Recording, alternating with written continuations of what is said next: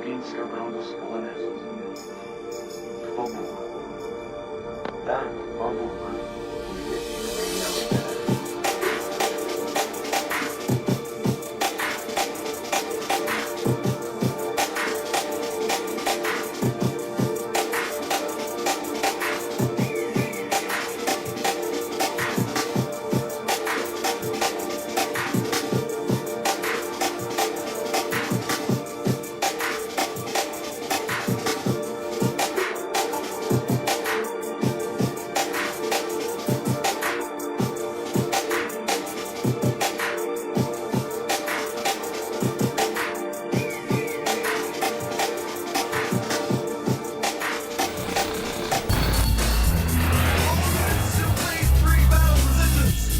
Battle for Earth, yes.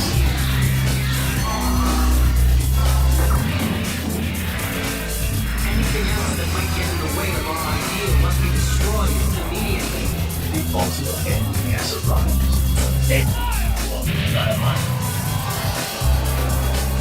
Their single purpose, destroy our world.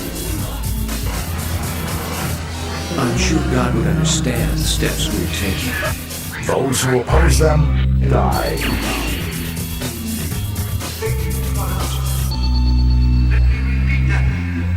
If this mission fails, if we are unsuccessful, we have no future.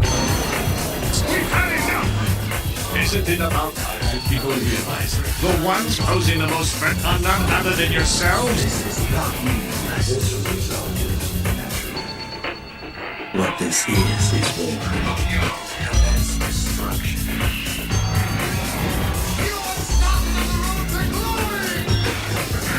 Now, these pirates will shake the foundations of the Alliance and change the course of history. If they can stay alive, Those Gundam pilots are desperate. No matter, even if it means forfeiting their lives. Mission accepted. Of course not. Just like it is with the stars, there are bright ones and there are those that are dim. both sides prepare for the final battle. Suit up. Nothing good can ever come from staying with normal people. Be very careful.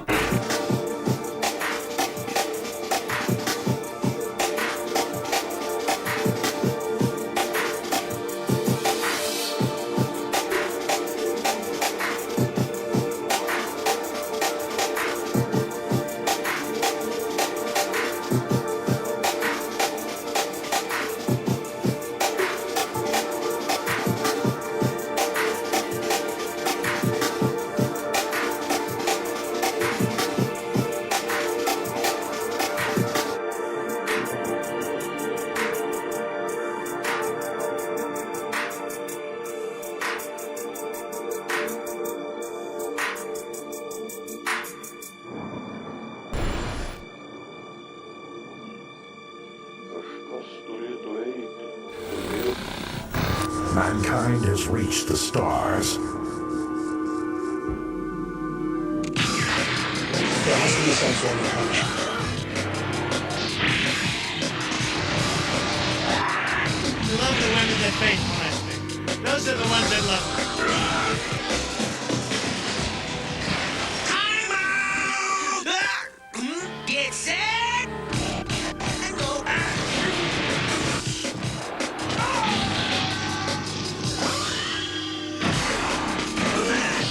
But I'm surging with women. Hillary Clinton's a bigot. He would not be my first choice, that I can tell. You think you'll be in jail?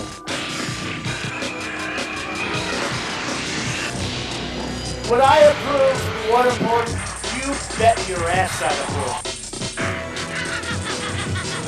And I'd bring back a hell of a lot worse than waterboarding. Go home to mama. This system is rigged! where I could stand in the middle of Fifth Avenue and shoot somebody and I wouldn't lose any voters, okay? It's like incredible. I guarantee you there's no problem. I think we should take a drug test prior to this.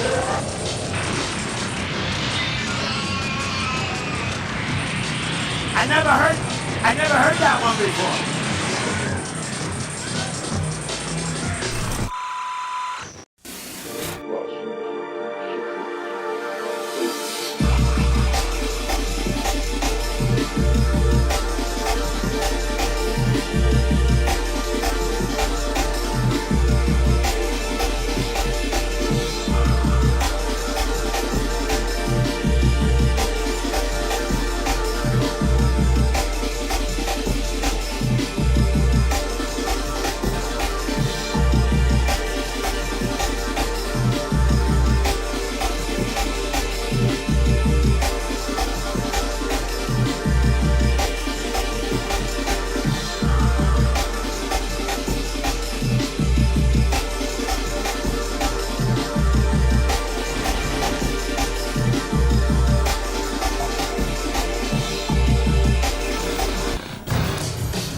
Mechanized army of circuitry and metal, cold and emotionless, carry out tasks without conscience. Robots, thousands, programmed for destruction, march towards the future is coming. Man's greatest inventions, making the impossible possible, are no longer under our control. Technological strength will just become a threat to the Earth. This new breed of technology makes humanity obsolete. Robots, thinking, acting on their own, begin their march toward domination.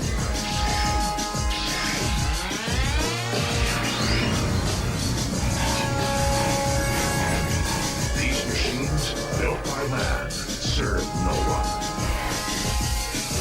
The robots among us, watching, waiting, calculate their new world order. Their time is coming. They cannot be stopped. Attention, strange weapons are approaching. Attention, strange weapons are approaching.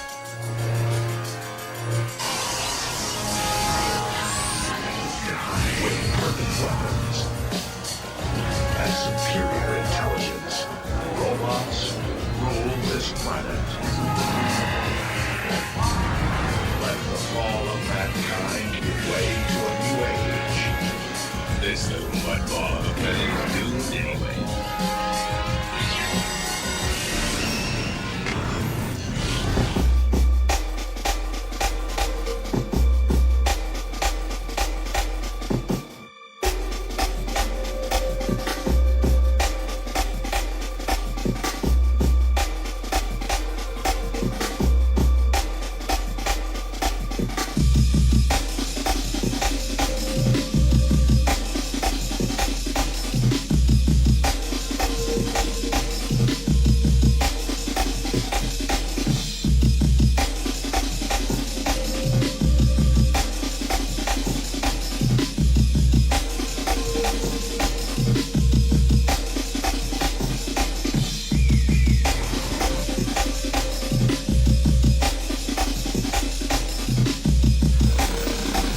Universal Century 0079. The 1-year war rages on. Spacenoids against Earth dwellers. I'm gonna drive the Xeon forces right off here. Zeke against Faye. Not bad for a Betty, but I bet you're not ready for this. As both sides prepare for the final battle. Run for it! The secret love of two enemies may be mankind's only hope for peace. Feeling it? Do you believe you are still fire at the enemy? They're no better than they are. You want to fight? Well, Again.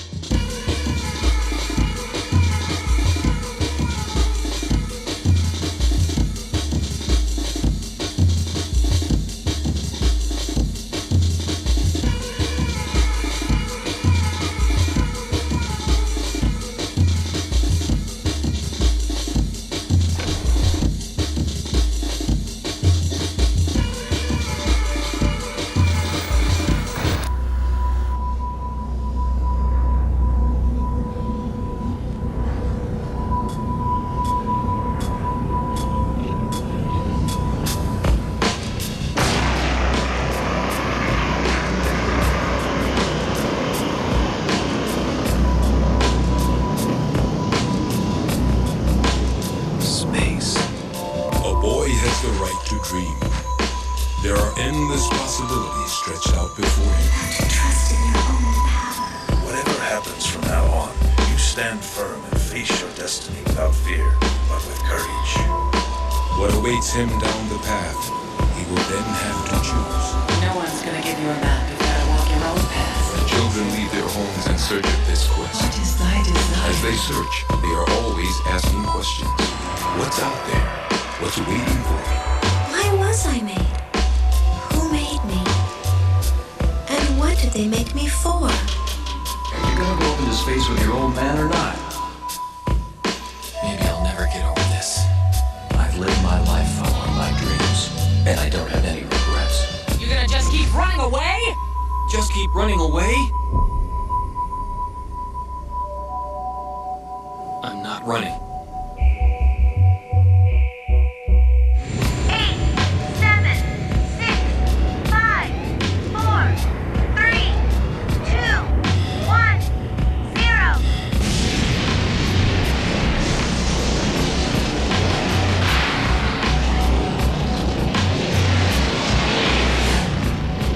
Believe in yourself and create your own destiny. Don't fear failure.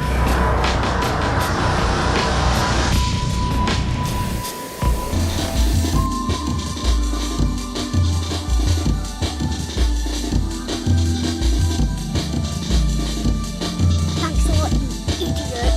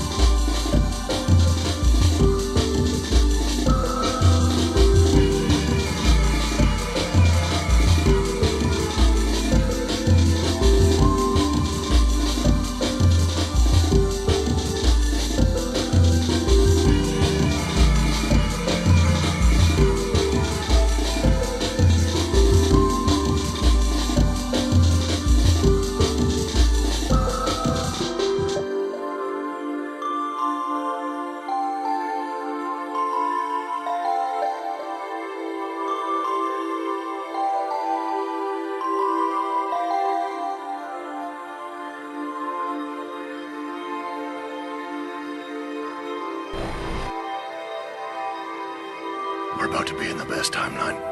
Mark my words. I hope I don't ruin it with my bad attitude.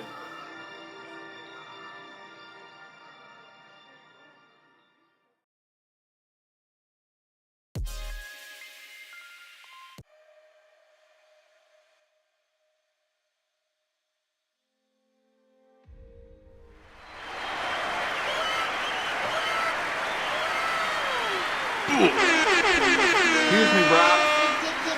You're excused. And that's your bro. What's up, everybody? What's up? What's up? What's up? It's me, once again. Your host, Orphan. People should start using horsed. It's elegant. It's eloquent. Can't believe nobody's thought of that before. Hope you guys are having a good day. We're back here on a Tuesday, and to be honest, the news is lacking. There does not seem to be very much news going on these days. For what reason, I don't know. Maybe it's because on the Republican side of things, at least, there was the big conference this weekend. Tucker was out roasting all the political candidates. On the distant side, Fuentes Rally 2 was going on, so maybe everyone's just taking a break. Maybe it's summer, and so everyone's just off at the beach. But you know what? I wish I was too. And I'm not, and instead, I'm going to be here talking about the Benadryl man. We're going to have a good time. We're going to have a fun time today. Just shoot the shit, talk about Benadryl. It's overdosing, delirious implications, what the cool kids are doing, apparently. This is where I start to feel old. This is where I start to feel like a true millennial. When all these Zoomers out here are saying, we're seeing how much Benadryl we can take, and I'm just sitting over here with a wife and kids being like, what the fuck? Why are you guys doing that? Please stop doing that. There's a challenge right now. You know what we need to do? There's all these TikTok challenges like, hey, get sturdy, and like they fucking do a black people's dance, and hey, God, I don't even know. I don't even know because I'm not. The kids these days, they've got challenges, right? They're doing all sorts of wacky stuff on the interweb, and one of them apparently is challenging one another to take as much Benadryl as humanly possible and go into a spider realm. So we're gonna dive into that, and we're gonna talk about what's really going on here, and we're gonna do all of this without any actual information. So should be a grand old time. All right, let's hop right into it. 1, 2, 3, 4.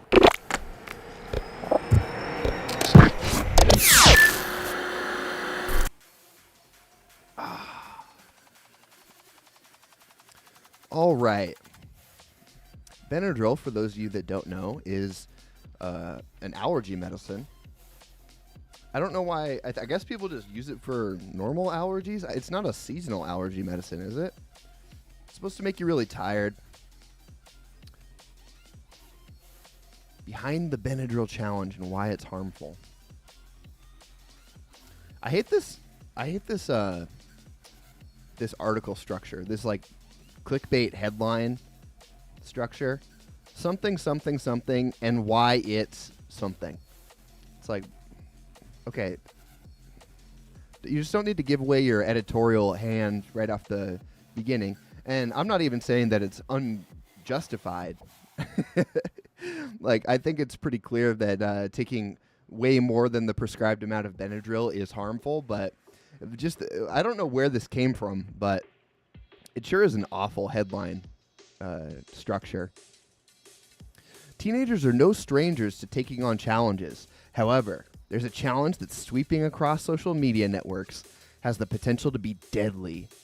The Benadryl challenge has been made popular on TikTok, urging viewers to take large doses. In some cases, as much as 10 times the normal dose of the drug. Oh, God. Diphenhydramine, Benadryl, in order to give users hallucinations or a trip. We talked to Frank Cunningham, medical doctor, director of the Pediatric Emergency Department at the JFK University Medical Center, to learn why the Benadryl challenge is so harmful and things you can do as a caregiver to help. Okay, first thing you can do to help, tell your kids not to take a shit ton of Benadryl. Second thing you can do to help, if they do, put them in a closet. Lock them in a closet and fuck with them until they have such a bad trip that they never do it again. It's like the old advice where they used to, you catch your kids smoking cigarettes. It's like, well, make them smoke 8 packs in a row, and then they'll never do it again. It's like that, but with Benadryl. My kid's hallucinating his balls off and says there's spiders and snakes everywhere. So, in order to prevent this from happening again, I'm going to put him in a cold shower and then turn off the lights and lock the door. Well, he probably won't ever do it again, so that's cool. You might have to deal with some therapists or some PTSD or, little stuff like that, but at least they won't be taking massive amounts of Benadryl. What's up, wife? Dr. Cunningham says that diphenhydramine, it's a juicy word, known more commonly as Benadryl, is an antihistamine and is commonly used in the treatment of allergies. The dose of Benadryl that kids are taking to hallucinate is very close to the dose that could be life-threatening. What happens if you overdose? Sleepiness, dry mouth, constipation, inability to pass urine. More severe cases can lead to hallucinations, seizures, delirium, psychosis, coma, and death. Can you die from it? Yeah. There have been several reports of kids ending up in the hospital, even dying as a result of the overdose. Taking higher than recommended doses of the common over-the-counter allergy medicine can lead to serious heart problems. Okay, we just read that. It's important to know that this challenge is dangerous, period. Okay, what is their advice if you're tripping out too hard on Benadryl? There's a few things you can do as the adult in the house to prevent an overdose from Benadryl and all other drugs that may be in your home. Lock up all prescription and over-the-counter medications. Okay. All right. 2, read all labels. Wait, how is this helping? I thought this was like a come down advice. Talk to your kids about these challenges and how they may affect them. Check in about your child's social media usage. What are they seeing? Okay. This is retard advice. This is just what you would do normally if you're like a real parent and you care about your kids. Ideally, if you were doing parenting right, you probably wouldn't have your kids trying to overdose themselves on Benadryl. And I think that's the first line of defense, is being there. If you're actually in the house and you're paying attention to your kids and they manage to take this much Benadryl, you probably slipped up somewhere before reading the label ingredients. None of this is going to help, so I don't know what this little 4-point checklist is about. All right, so that's the primer, right? This is the primer from the adult side of things. From the medical doctors are saying, hey, don't let your kids near anything. Don't let your kids even have access to Benadryl because they can mess themselves up on it. And there's a certain point here where we need to also start thinking about Darwinism and what kids should and should not live. From a purely autistic standpoint, if your kid took enough Benadryl that they're going to kill themselves on it, like they're going to die and have heart problems like that, maybe that's just okay.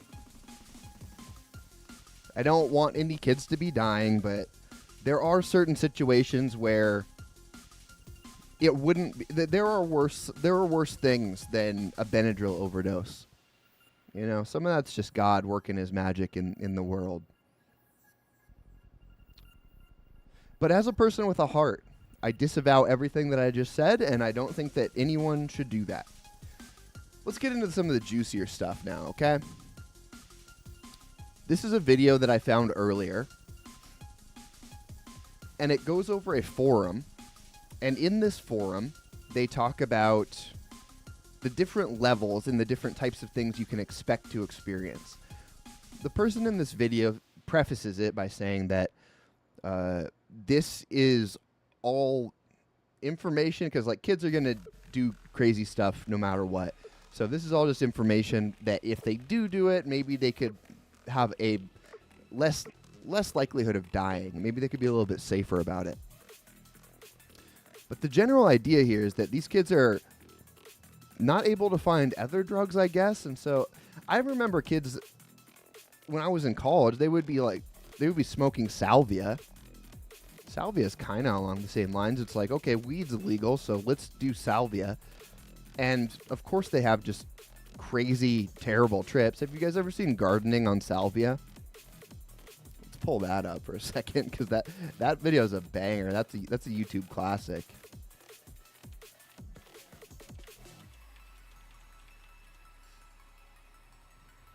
Okay, check this out. About 5 centimeters on each side, and that plant's going to fit perfectly inside there. Once we have that in the ground, we're going to fill it in with some Miracle Grow, some soil from the garden itself, and we're going to water it, and then we're going to make sure that it's doing okay with a little bit of pH test that I'm going to show you how to do in a little bit. First, step one is we're going to smoke our salvia. This video was such a classic back in the day. This was posted 9 years ago, man. Now, you want to hold that in until your vision begins to vibrate. And then we're going to go ahead and dig our hole. So, I found a nice spot right here that I think I'm going to dig into. And we're just going to see how that goes. So, I guess...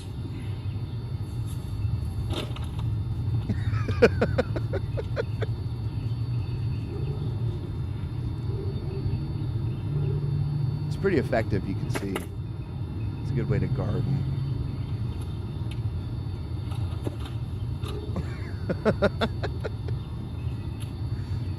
More salvia challenges, title text here. So this seems about the same vein, I think.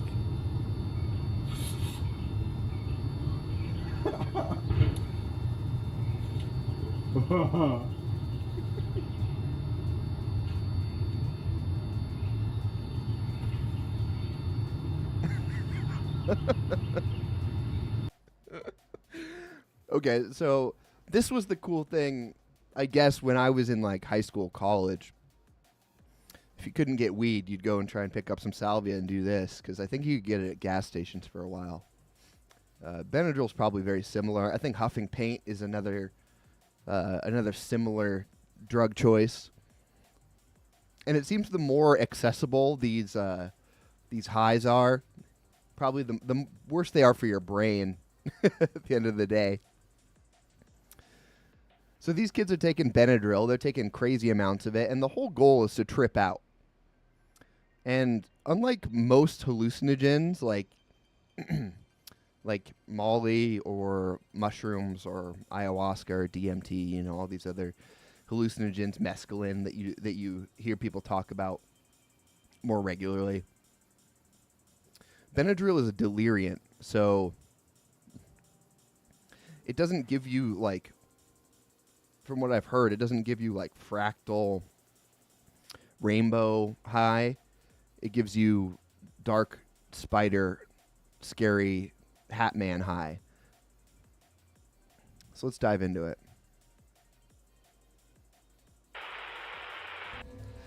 Therapeutic level 25 to 100 milligrams, which is 1 to 4 Benadryl pills.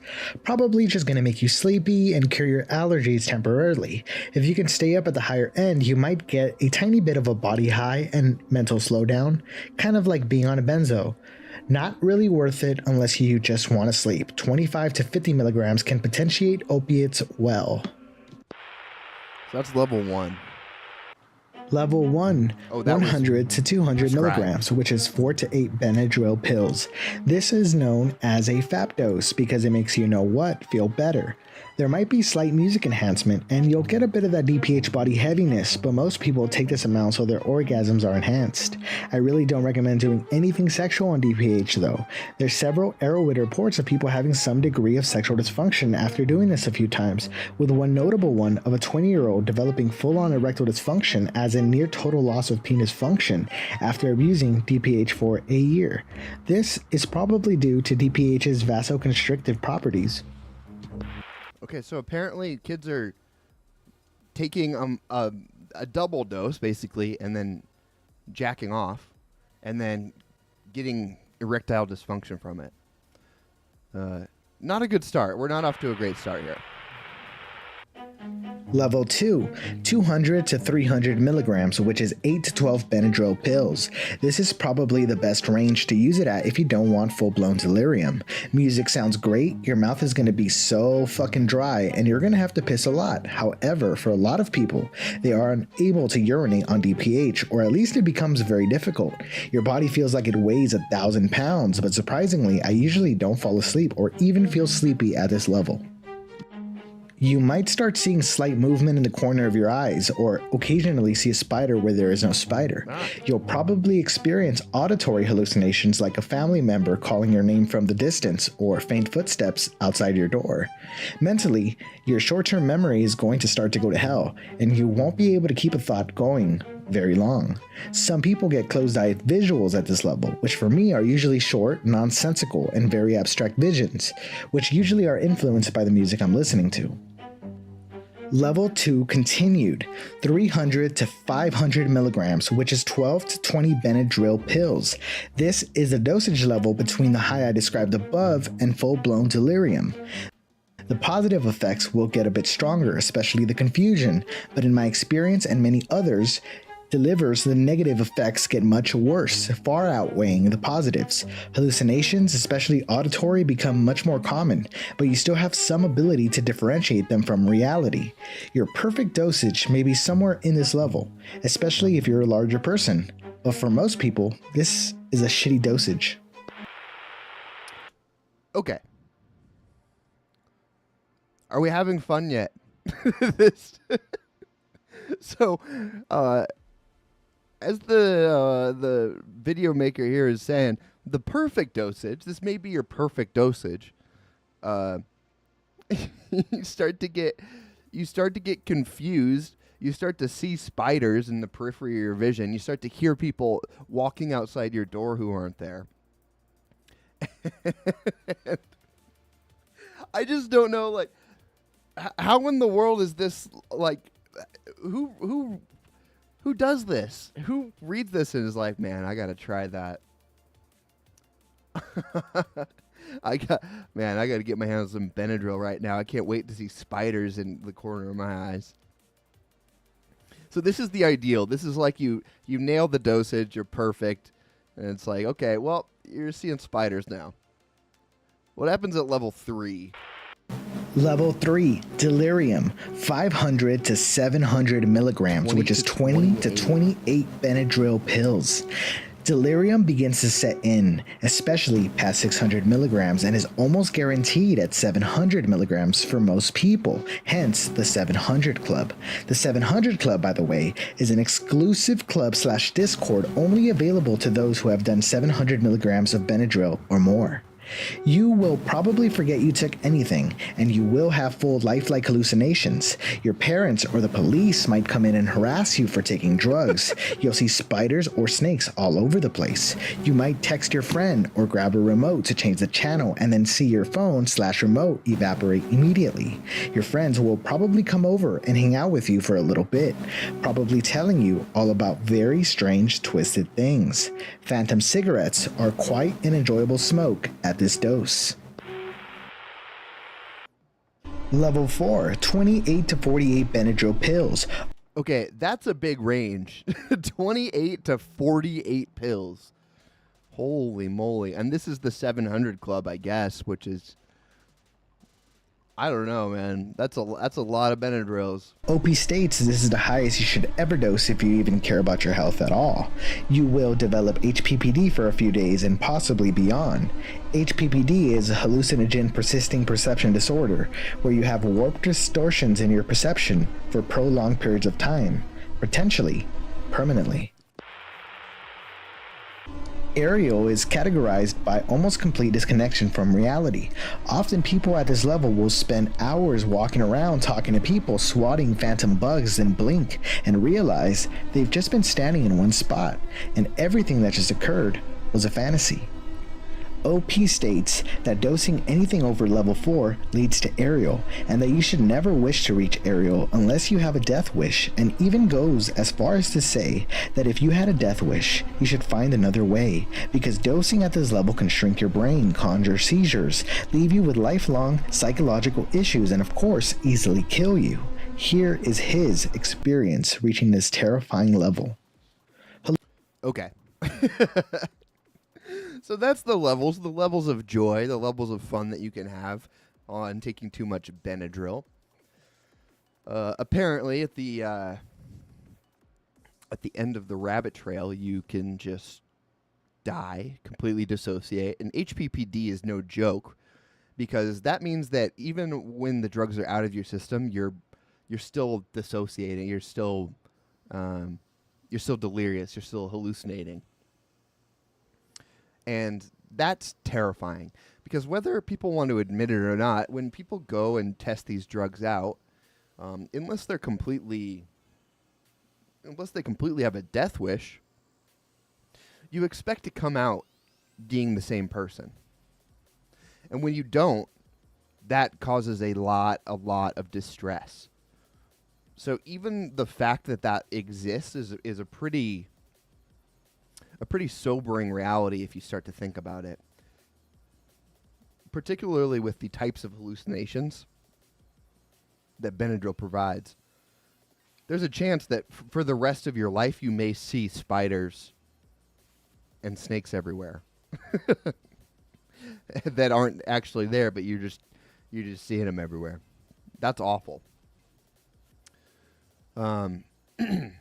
This is where we start to get in some more juicy stuff, right? Because this is where the existentialism and the shared visions come into play. So I didn't preface this very well at the beginning, but the whole reason that I went down this rabbit trail is because on Benadryl, there's a meme, there's a consistent story where there's a guy called the Hat Man, and he's a shadowy, dark figure. I'll pull up some drawings. But he shows up almost guaranteed at a certain point in a Benadryl high. And he's akin to the Babadook, for any of you that know about him. A man with a hat, sometimes an old-timey fedora type situation. Completely cloaked in shadow. You can never see his face. And he just stands there and watches you. And people are trying, because this is a common thing to see, people try and coax this out.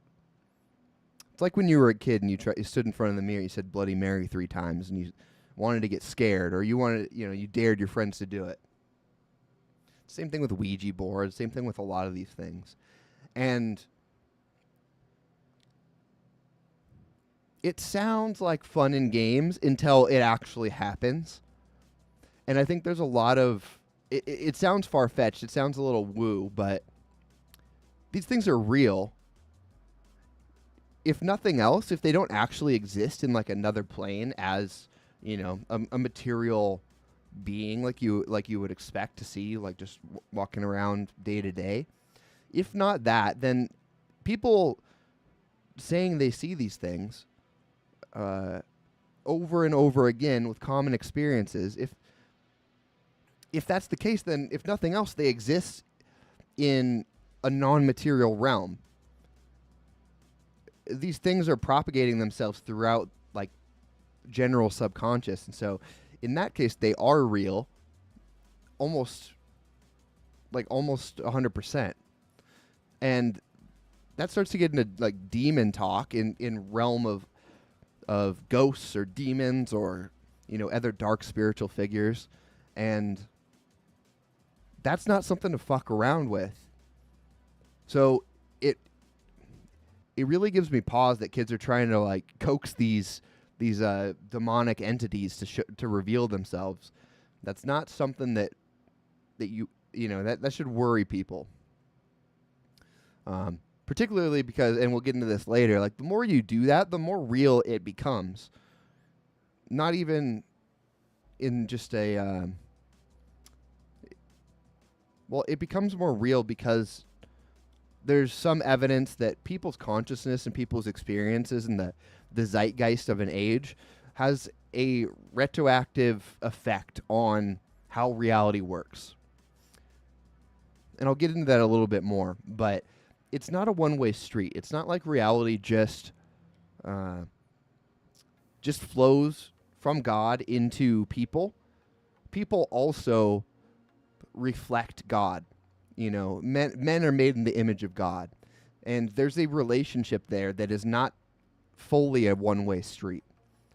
it's a conversation, and the way that people act, particularly en masse, can affect how reality works. And the last thing you want to do is be,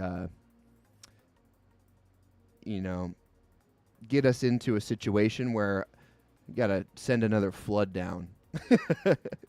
And that may all sound a little bit esoteric, but we'll chat about it a little bit after. I want to show you guys this one guy's story because it's pretty interesting. And we'll just let this Cryptid Candy YouTube creator talk about it a bit. Hallucinations at this level tend to become hellish, with disturbing, often violent imagery commonly occurring. You may genuinely develop PTSD if you survive a dose of this size. Shadow people, including the Hat Man, are almost always present as well. This level is objectively terrible for your mental and physical health. Seizures are not uncommon, and a high risk of death or serious health complications, including stroke and heart attack, is present above 1.5 grams. I personally have dosed this high one time in an unalive attempt. I'd guess that I took 1.5 grams at least. I was aiming for 4. I do. Imagine trying to unalive yourself. Do you have to say that on YouTube?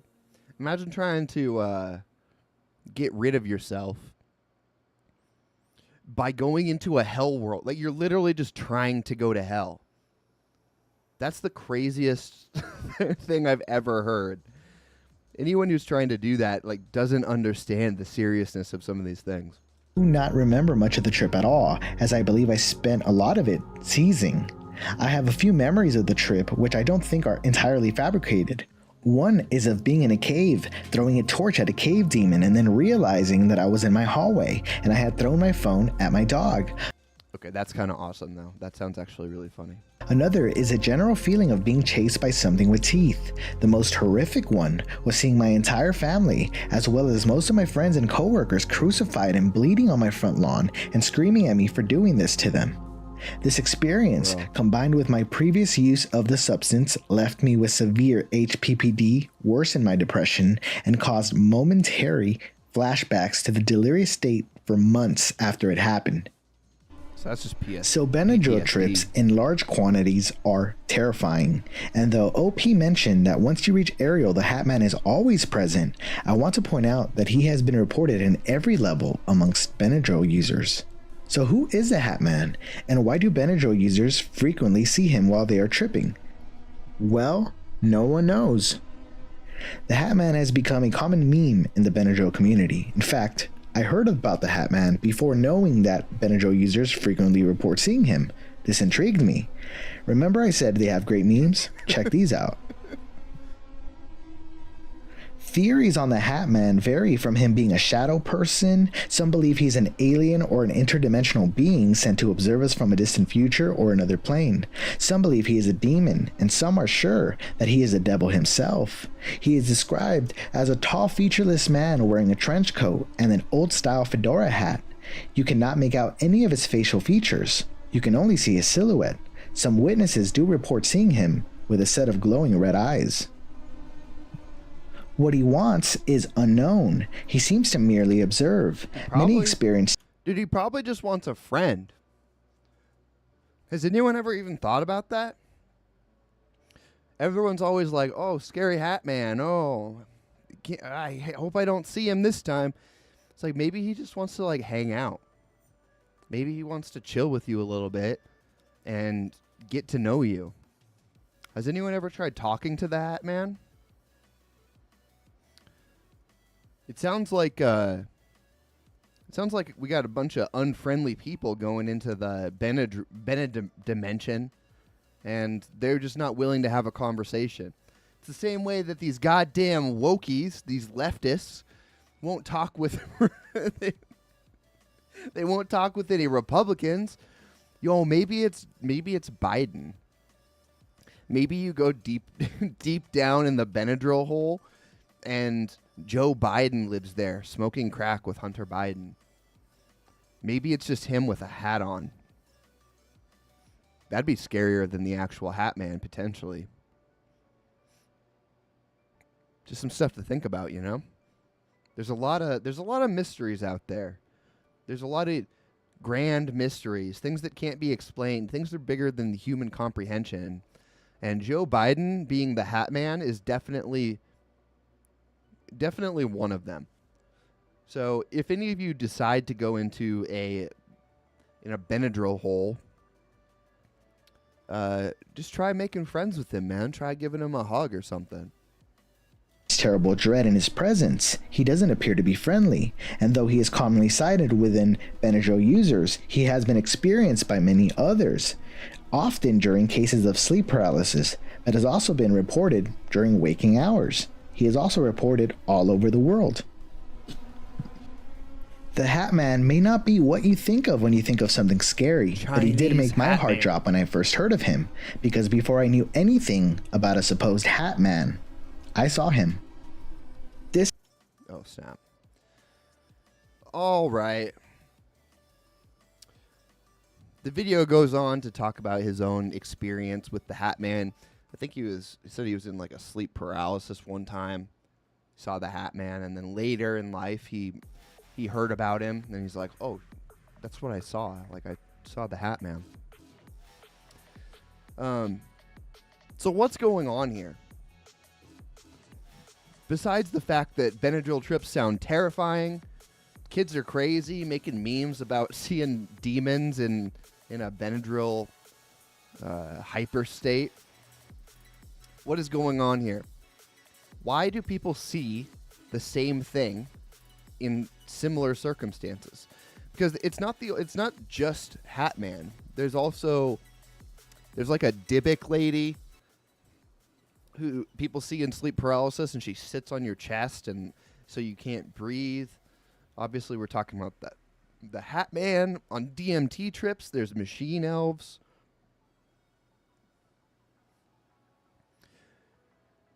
Like, what's going on here? And there's no perfect answer, right? We don't necessarily have the language to suss these things out, but then you can also go into examples about UFOs, aliens, Sasquatches, any of these mythical creatures, legends, stories. They seem to kind of span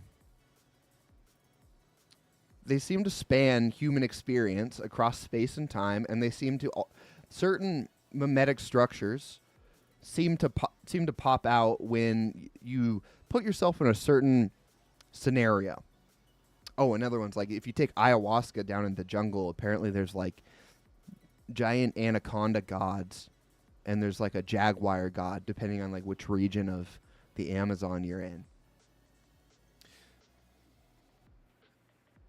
People also on psychedelics, they report like more often than chance tripping with their friends, and when some people, when they trip with their friends, they'll go and they'll see the same hallucinations separately. They won't be sharing a hallucination in the same room, but they'll have the same experience, and they'll only find out that experience was shared after the fact.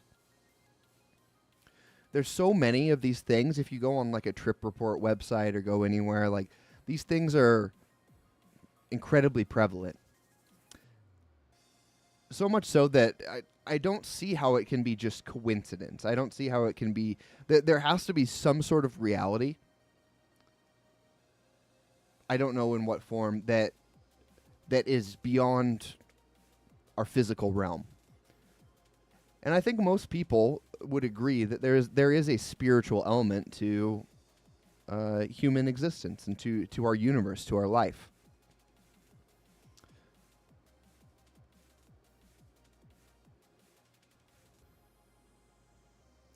The question that I ask usually is,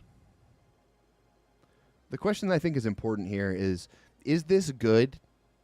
Should you be seeking these experiences out or not? Because at the end of the day, that's really the question. It's like, okay, well, not everyone is interested in trying to quantify and nail down these experiences and try and come up with a theory of everything, potentially even like Chris Langan does. But a lot of people will experiment with these things, and they'll try and find these entities. They'll try and have these experiences. And I understand the curiosity, but you have to understand what you're opening yourself up to, right? This is why moms in the 80s didn't want their kids playing Dungeons and Dragons. This is why Ouija boards have such a connotation, even though they're just a plastic and cardboard board with a bunch of printed letters on them. It's not the objects in and of themselves. It's not necessarily the drugs even in and of themselves. You can take a Benadryl and be completely fine, but all of a sudden you take 48 of them and you're shaking hands with the Hat Man. Right? It's the same way that you can die if you drink too much water. There's problems and anomalies start to pop up at the extremes, both of substances and of life and of experiences. Like, this is where the crazy stuff happens. And a short little tangent here is like, this is why democracy or human progress will not come from a democracy or a decentralized form of governance, is because the more input that you take, the less extreme you can be, the less chance for genius or for stupidity to get into the system comes. And sometimes that's good. Sometimes you want to stay at the mean, but sometimes you want, like, a Steve Jobs to go out and try and cure his cancer by eating vegetarian, and instead of getting, like, actual doctor help, you want him to go and make the iPhone or something. You want Papa H to come in and, turn Germany around from a failed post-World War I state into a thriving, German society. These extremes allow for huge leaps in human progress, but they also allow for huge failures, huge amounts of pain. And I see drugs and excess of chemicals in a very similar way. You're basically supercharging your psyche. You're putting it into a state where it doesn't belong. You're forcing it out of homeostasis. And in that exaggerated state, you're able to contact, touch, experience things that would not be possible if you hadn't taken those substances. I see it very similar. I see it a lot like the Garden of Eden. So most people know about the Garden of Eden. Most people know about the story. Adam and Eve are living in harmony with God in the Garden of Eden. There's all sorts of fruit. There's all sorts of animals. Everyone's big chillin', having a grand old time. And then this dumb bitch Eve goes over to the tree and starts talking to a snake. That snake says, Don't you want to take these 48 Benadryl? And Eve's like, you know what? I would like to take 48 Benadryl. She pops it. All of a sudden, she realizes she's naked. Forces Adam to drink all the Benadryl, and then now they're. Man, I lost the plot. I completely lost the plot.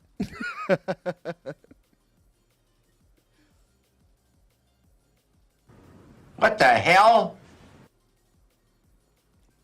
Adam and Eve eat the apple, the fruit of the tree of good and evil. This is there's many different interpretations. And I'm no biblical scholar, but the way that I look at it is they take in excess and they open themselves up to the extreme of good and evil. They open themselves up to this different plane where they can have both life-changingly positive and life-changingly negative experiences. Both of these are outside of the realm of human experience. Humans are meant to be in this middle ground.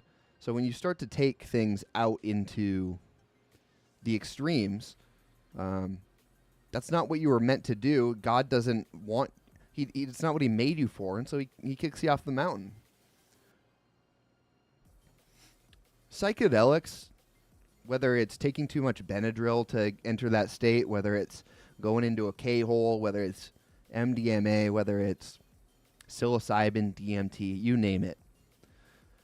These are all experiences that they open you up to a realm where there's potential for vast good and also vast evil. And because we're human, it's built into our nature to a certain extent to try and push these boundaries. And if you're not careful, you can get completely boned out there. You can also bring back great wisdom. If you think about it as another realm, there's a spiritual realm that these drugs can take you to. And that spiritual realm lives more extreme, more pure, more abstract spiritual beings of good and evil. And it's important to know that there's both there. Because if you're heading there without the knowledge that you could encounter actual evil, and you only look to see good, that's what the devil wants. Like that's the hallmark of Satan. That's the hallmark of devils, is that they tell you something is good when in fact it's bad for you. And because we're humans, like you go and you have this crazy experience, it's much easier to tell in Benadryl that it seems like a negative experience. Like none of this sounds pleasant. But psychedelics is a much more soothing experience. You see all these colors, you come back with great messages, for the most part, people come with a great experience from that. But fundamentally, you're taking in an experience that you aren't meant to see. That's how I look at it anyways. You go out and you experience these things, but you don't have any way to contextualize these into a healthy way forward. And so what you're doing is you come back, you have all this information, and it's basically a roll of the dice. Did you take away a good lesson or did you take away a bad lesson? Because you can't tell if it's good or bad on the face of it. And it takes a while to reassimilate back into your day-to-day life. And I think that this whole Benadryl challenge situation just kind of speaks to how people want to explore the bounds of reality. They want to go out there. They want to have these experiences. They want to poke the bear. They want to test the water. And without the proper framework, without the proper worldview, without the proper guidance, all of these things, it can be devastating to people. I don't know if there's statistics out there on how many people's lives are ruined, but it sounds like if this is truly a trend that's happening, you never know with these news stories or with quote unquote TikTok trends, how many kids are actually doing this. For the most part, these reports usually come from boomers who are like, I saw this one video and that means that all kids are doing this. I doubt many kids are really trying to trip on Benadryl until they see snakes in the Hat Man. That's probably a minority of the people. I bet a lot more people are trying to get into that second zone and choke one out. But nevertheless, you have to be careful with these things, and this just kind of illuminated the whole conversation for me, or the idea. It brought this idea back up to the forefront where you need to be very careful about what you're messing with, because as in control of your life as it feels that you are, one mistake, one wrong move can really kind of send you down a very, very dark path. It can change your life forever. It can also, on the other hand, change your life for good. Not ignoring that at all. I just don't know that roll of the dice is worth it. Because at the end of your life, there's an implication to, or there's consequence for how you've lived your life. And if you're rolling the dice on the trajectory of your life, and at the end of that life, there's heaven or hell, there's reassimilation or eternal damnation, that's one hell of a bet. And you need to be very, very careful. I think that's why a lot of traditional religions discourage the use of mind-altering substances like this, because there's just a high risk reward. And as far as the entities themselves that are out in these realms, they're undoubtedly real. It just depends on what level of reality are you talking about? We have such a materialist worldview these days, where atheism, scientism, this is the predominant religion. Most people don't think something is quote unquote real unless they can put their hands on it, unless it's in front of them, or even goofily enough that they can read a study from Harvard that tells them that this is real. What's the difference between a Harvard study and a verse in the Bible when it comes to faith? Like, the only difference is that a Harvard study has been around for like 2 years and the Bible's been around for 2,000. You know, it's so goofy when people take these things as absolute canon, because they can't abstract enough to realize that there is faith. There's faith in everything. There's even faith walking outside my door. I look at a tree. I believe that tree is there. Though you're not directly experiencing the tree, even, because it takes, as infinitesimally small as it is, it's. Sorry, wife said they're actually written by the same tribe. Yeah, the Bible and Harvard are both Jewish creations. Oh, that's so funny. Yeah, just one of them's newer than the other one. Anyways, I don't want to get into the I was about to head into the metaphysics of like light and materialism, but we don't really need to go there. What we do, what I would like to think about though is just like, people say they see this hat man, this Benadryl hat man, off in the ether, and a lot of people want to discount that. It's like, oh well, how do you source? Give me a source on the hat man. I haven't seen the hat man. Where's your peer-reviewed study on the hat man? Does he exist out there? And it really doesn't fucking matter at all. Even if he's just real in the imagination of these people, then and he's shared, then the Hat Man is real. Becomes an archetype in the minds of humanity, and he influences things in whatever realm that is. But I would argue that these things are more than just coincidences and more than just thoughts.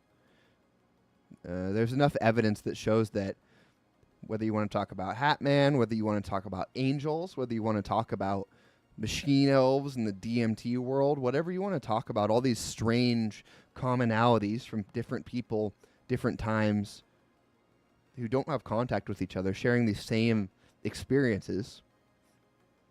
And oftentimes they're promoted by the same experience. Like if you take DMT, you see machine elves.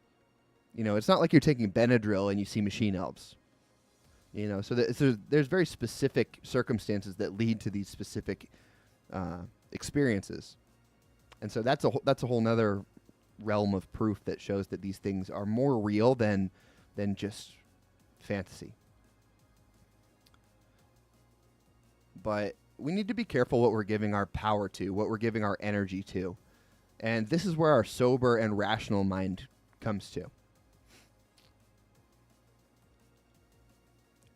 If there is a grand subconscious, like a Jungian idea of it, you know, I think that there's probably a more accurate way to explain that. But let's just take, because most people are familiar with like the Jungian grand subconscious, where everyone's subconscious pools together in another realm and influences the zeitgeist of the time. It influences the culture, the way reality works. Just take that and then you start to think about these extra dimensional beings, and if there is a relationship there where we both affect reality and reality consequently re-affects us, there's a closed loop there, back and forth between. We need to be very careful about the thoughts that we put out in the world. We need to be very careful about the experiences we choose to have. And we need to be pushing for a moral good that is in line with reality and in line with the true nature of the universe, the true nature of God. It's something to think about. I don't have all the answers here, but a TikTok challenge to go and try and see the Hat Man, that is, on its face, a terrible idea. I hate it. I hate it. I think it's awful. There's no way that going and seeing this shadow figure that gives you a sense of dread and continuing to propagate that to our children is in any way good for either the children or our society as a whole. All it does is shift the scales ever so slightly more demonic. Just a little bit further from God, a little bit more chaotic, a little bit more evil. Where, on the other hand, you can go out and you can promote goodness. You can promote paying it forward to your neighbor, paying for people's meals, going to church, reading the Bible, hanging with your children, going to swim at the lake. Like, you name it. You know how many good things there are in this world that we could be promoting instead? And it's unfortunate that humans have this dark tinge to them where they want to mess with things that are taboo, that are evil. But we need to be very careful about that. Not only in our own minds, what we take in when it comes to what you watch, what you view, the ideas you're entertaining, but then as a grand human race, as a global subconscious, we also need to be careful about what we're promoting and what kind of memetics we're putting out into the universe. Because rest assured that no action is inconsequential. Putting out a TikTok talking about overdosing on Benadryl and going into a demon realm with snakes and spiders, that is another drop in the pond, the same way that saying going to church or posting a picture of you hanging out with your friends, like going to get ice cream. Like, that's, both of these affect things far more than you can understand and far more than anyone understands. So it's just something to think about. Think about some of these butterfly effects with Ashton Kutcher. Think about Ashton Kutcher for once in your life. Think about what Ashton Kutcher would do. Would he be out here taking a ton of Benadryl, or would he be there trying to save the planet? Think about Final Destination, you know? I guess at the end of the day, the point here is that your actions, your intakes, your thoughts, everything you experience is all... It's not ephemeral. It all counts for something. And you shouldn't spiral into Howard Hughes type locking yourself in insanity into his room, you know. You can't let that spiral, but it is to say that, like, some actions that you think are more inconsequential, you know, maybe reassess and maybe think these could mean more than I'm giving them credit for.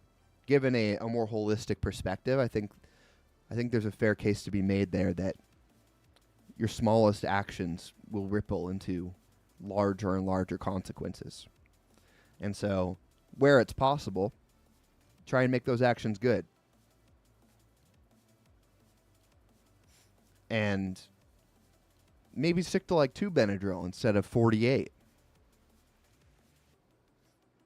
There's a spectrum here of Benadryl. Maybe, you know, I'm not saying don't take 4 Benadryl one time and see how tired it makes you. Like, yeah, go for that, you know? Why not? But don't be trying to Ouija board your way into seeing demons. I think most people can see where that might go wrong. And it might fuck up your life, and I don't want that for anyone. But it's interesting. I don't know what you guys think. I don't know if you guys have ever thought about this, if you've ever had experiences with other realms or aliens or ghosts or hat men. There's a lot out there that we don't understand, and I think the biggest mistake that people are making in today's day and age is that they think we have it figured out. Just because we have running water, just because we have Harvard putting studies out, just because we have this or that, because scientific theory this, because Bill Nye that, you know, it's like that doesn't mean that we have everything figured out. Far from it. And I would argue even that before we had those things, potentially people had things more figured out on a holistic level. And we really need to figure out what our next spiritual awakening looks like. We have outstripped our coverage with technology. We've got AI on the brink. We're sitting here working on our computers all day. We have cell phones in our pockets looking up whatever we want to. This technological boost, this amplification of human power will go off the rails in a flash if it is not tempered with wisdom, if it isn't tempered with goodness and spirituality, if it's not tempered with a holistic view of the world and things that we can't understand. If we just look at what we see in front of us right now and then we amplify that, it's going to spiral out of control. So, all things to think about. I'm trying to think what that means for like me. I didn't expect the stream to go down this rabbit hole. I wanted to just like talk about tripping and seeing spiders. Like that's pretty crazy. These things aren't as harmless as people want them to be. And even just the slight chance that is a real demon, or even like some people are saying the real devil, Hat Man's the actual devil incarnate. It's like, dude, do you even understand what you're messing with? I feel like people just they don't get it. It's the same way you hear about Genghis Khan raping and pillaging the entirety of like Asia and the steppe. It's like people hear that and they're like, okay, well, I watched a movie one time and Mel Gibson was out there like stabbing people on a horse. It's like, it was probably kind of like that. And then you just file it away in your I was watching a movie on my couch. That part of your mind. It's hard for people to, and it's hard for me for sure, to really internalize that and what it means. And I feel like spiritual issues are very much the same. You think about that time that you heard angels versus demons in your Sunday service, sitting there in a pew, in a pulpit, whatever, and the priest or pastor just like starts talking about these things, and you're like, well, okay. There's no firsthand experience with it, but you need to think about it a little bit more heavily, because these things are real. That's it. That's all. That's it. You know, that being said, I want to meet someone who's gone there, because that's crazy. I wonder if they would be as dark as you would assume them to be. Probably it's the same way with psychedelics. A lot of kids just go and take psychedelics and then go to a party and don't have any meaningful experience. They just see like wacky stuff. They see all the colors, whatever. But there's some people who have like genuine otherworldly experiences on those things, and like that's a different level. Just be careful what you open yourself up to, because there is potential for good and evil. As much as you mean well and you want only good to happen, there's both there, and you're opening your soul to it. All right. Well, personally, I want to say that I hope Russia starts to like bomb the United States tomorrow or something. I hope that something gets real out of hand here because I would love to cover some news. There's some stuff going on in like neocon Twitter. They're talking about, obviously they're just talking about trannies, and they're talking about, there's like e-drama between Sneeko and Destiny. There's Ethan Ralph went off the rails on drugs this weekend, but like I don't even care about any of that. There's all sorts of stuff going on, but it's all just superficial bull. Marjorie Taylor Greene's being crass. Oh, Ben Shapiro supports Bronze Age pervert. You know, just all this like garbage, all this surface level garbage. So hopefully we'll have a better story for you tomorrow. If not, then I'll probably just go on another existential spew about Chris Langan or about Benadryl. Maybe we can find something else. But until then, hope you guys have a great evening. Hope you have a great work day tomorrow. Catch you tomorrow at 5 p.m. PST right here. And say la vie.